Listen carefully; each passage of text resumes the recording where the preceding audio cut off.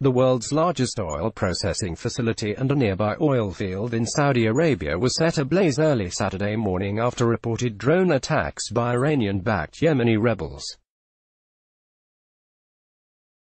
The Interior Ministry was quoted by state-run media as saying the fires at the ablaze oil processing facility in Bukiak and the nearby Karais oil field operated by Saudi Aramco were targeted by drones. It wasn't immediately clear if there were any injuries. Smoke is seen following a fire at Aramco facility in the eastern city of Abqaiq, Saudi Arabia, September 14, 2019. Reuters. Saudi princess convicted of ordering bodyguard to detain Paris plumber. Houthi rebels, who are backed by Iran in years-long Saudi-led war against them in Yemen, have reportedly claimed responsibility for the attacks and vowed that further attacks could be expected in the future. The military spokesman Yahya Sari said in a short address aired by Houthis Al Masirah satellite news channel that the group launched 10 drones in a coordinated attack on the sites. The only option for the Saudi government is to stop attacking us, he added. State television showed footage showing smoke from the blazes clearly rising behind a correspondent. This Saturday, Sept. 14, 2019, satellite image provided by NASA Worldview shows fires following Yemen's Houthi rebels claiming a drone attack on 2 major oil installations in eastern Saudi Arabia. NASA Worldview via app. The smoke could be seen from space. U.S. to share name of Saudi suspected of aiding 9/11 attacker. Saudi officials have not commented on who they think is behind the attacks.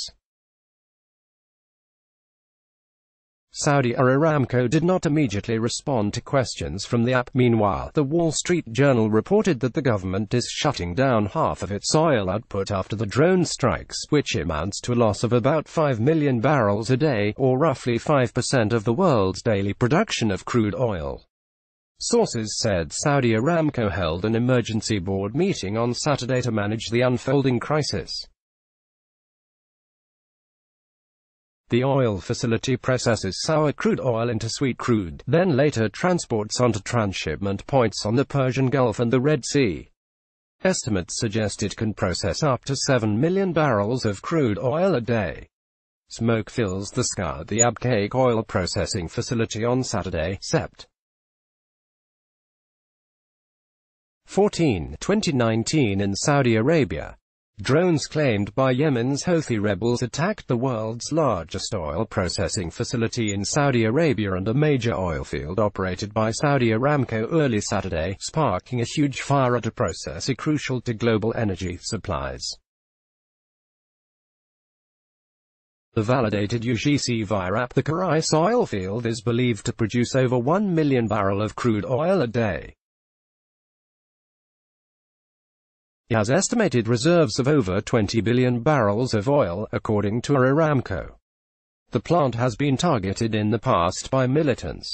Al-Qaeda claimed suicide bombers tried but failed to attack the oil complex in February 2006. The U.S.